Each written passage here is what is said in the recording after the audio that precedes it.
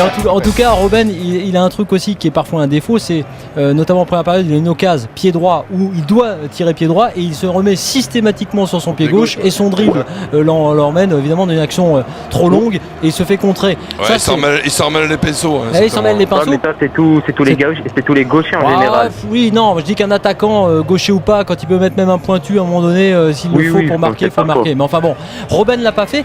En revanche, après, passeur décisif sur le but, le premier, et buteur. Et là, pour le coup, ce but, pour quelqu'un qui venait de rater beaucoup de face-à-face, il est pas mal parce qu'il fait une sorte de feinte, il s'emmène le ballon côté gauche, il fait après une toute petite frappe, mais volontaire, entre guillemets.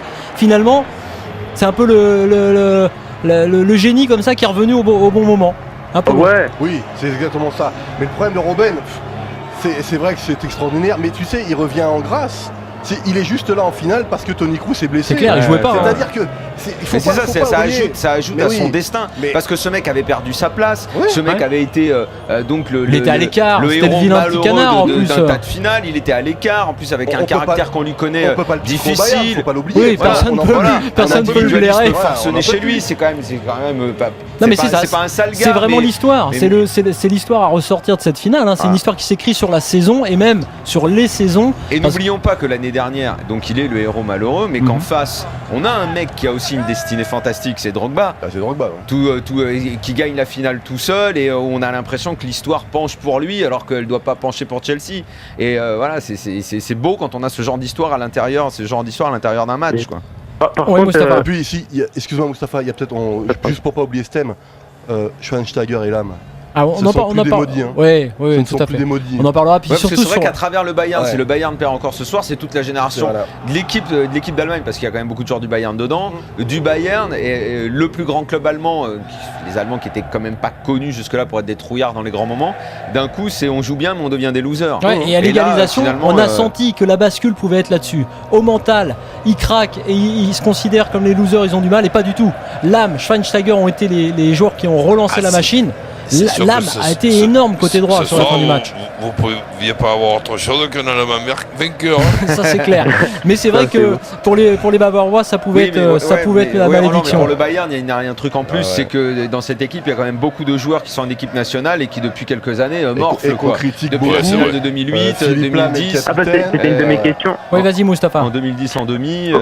Je voulais demander à Polo si ce sacre du Bayern et peut-être l'an prochain, on ne sait pas, peut-être qu'il va encore exploser et tout. Est-ce que ça va pas relancer positivement la Mannschaft, parce qu'on voit qu'il y aura il y aura Goethe qui va encore rejoindre le Bayern. Est-ce que ça va pas donner plus d'automatisme et peut-être faire perdre une place de titulaire à Ozil, un truc comme ça? Écoute Moustapha, ce qui est important quand même, c'est que cette sélection allemande est sur les 4 dernières compétitions européennes ou mondiales en demi-finale déjà. Donc c'est pas si mal que ça. On parle du top là quand même. Pour aller chercher un titre mondial, bon ça sera en Amérique latine, on sait que c'est toujours très compliqué. Donc évidemment que ce titre pour Schweinsteiger et là, moi, ça va être un plus pour la sélection nationale. C'est-à-dire qu'ils vont arrêter d'être critiqués par les anciens en Allemagne. On va arrêter de leur dire non, mais... pour cette génération, pour le foot allemand, maintenant, 2014, ça doit être l'apothéose. Oui, pour cette génération, mais n'oublions pas que les autres ont encore le temps. C'est-à-dire même un Özil n'a que 24 ans, il ne faut pas l'oublier ces choses-là. Ils ont le temps encore. Gundogan n'a que 22 ans. Et l'équipe d'Allemagne était la plus jeune à l'Euro et sera sûrement une des sélections les plus jeunes encore mondiales.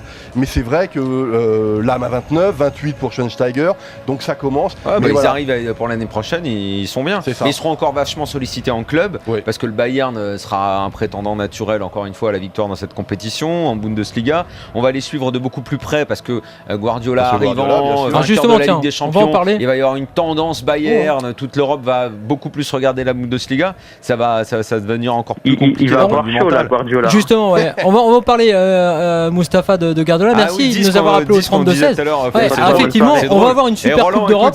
Super Coupe d'Europe qui va opposer Guardiola à Mourinho, puisque Guardiola sera au Bayern et Mourinho à Chelsea. Coupe d'Europe, le Chelsea de Mourinho contre. Ça commence bien. C'est pas mal, coach. Leur premier gros match, les mecs ils se retrouvent tous les deux.